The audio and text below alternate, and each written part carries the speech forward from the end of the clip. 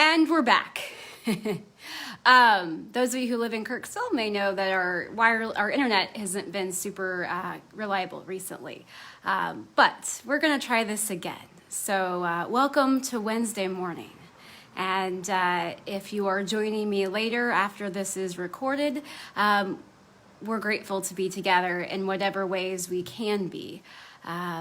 It is Wednesday morning, and this is the time when we share together how we have seen God in these days, where God has met you. And today I'm coming to you from my dining room because God met me this week. I saw God in scraps, in leftovers. And I know that sounds a little bit strange, but I will explain.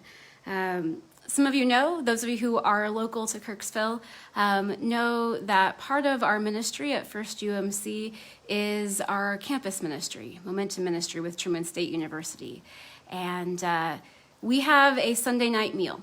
There's a long history of that. And this week, on Sunday evening, you may know it was cool and rainy. It was fall, and I love fall.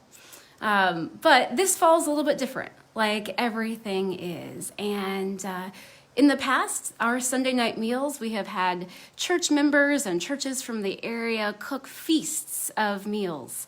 And they have brought them by and joined our students for a beautiful feast each and every week.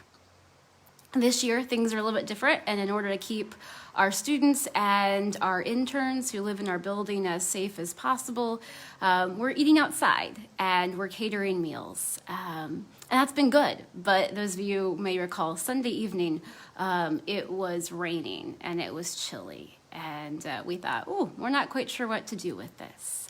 And so we had sandwiches, sub-sandwiches that were already on their way. And so I talked to our students and I said, okay, well, we can do what we can. So let's put together a few bags of with sandwiches and oranges and apples and cookies, and people can come by the porch and we can at least hand out those meals and let people take them to go. But you know, that didn't feel like enough. I felt like I was working with scraps. I felt like I wasn't working with the abundance I would want to, that I didn't have enough to offer.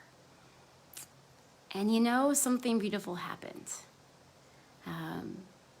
Students came, and it was enough. Even though it didn't feel like it, didn't seem like it at all, and it was cool and rainy, students came, and we had some new folks to our community. And we sat on the porch, distanced as possible, and chilly. And the feast happened. Students sat around for more than an hour, talking and sharing life together and just talking about all the things happening. And I sat back and I listened and I thought, okay, God, you can do beautiful things with the scraps, with the things that I feel like aren't enough. And so God met me. I saw God at work on that porch on Sunday evening, in the rain, in the cold. But it got me to thinking and wondering, if you're feeling like me in these days, we may all feel like in some ways we're working with scraps, that we don't have enough to offer. Perhaps it's our time or our energy, or perhaps it feels like in our families we're working with scraps and we don't feel like we're offering enough to each other. Or maybe we don't feel like we're offering enough to God. What I'm learning for myself is that there's a continual process of trusting that God does amazing, beautiful things with things that we feel like are inadequate, don't feel like enough to us. And so this week, when my answer to the question of where have you seen God, I have seen God as God moves together the pieces and weaves together the scraps and the leftovers in beautiful ways.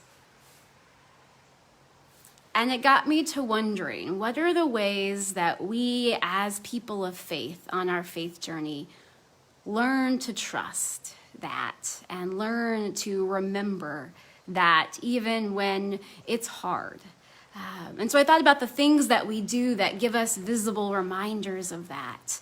Now, I'm a cook in the sense that I like to eat food, but I know there are some folks out there that find great pleasure in taking small bits of things and making it into a feast, doing beautiful things with scraps, so to speak. That's a practice that can remind us of how God does the same things with our lives. I am not a sewer or a knitter or a crocheter or a quilter, but I know we have people in our community who do those things. Those are visible reminders of what can happen when you take bits and pieces and something beautiful comes out of them. For me, my practice is writing. Just for me in a journal, but pulling the pieces of things, ideas together.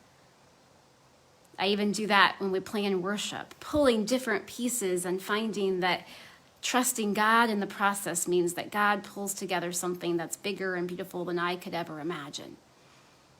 So my thought for us, our faith practice perhaps this week, an invitation, is into that idea, that practice of finding something tangible that reminds you of the ways in which God does beautiful things in these days with the things that we seem to think aren't quite enough.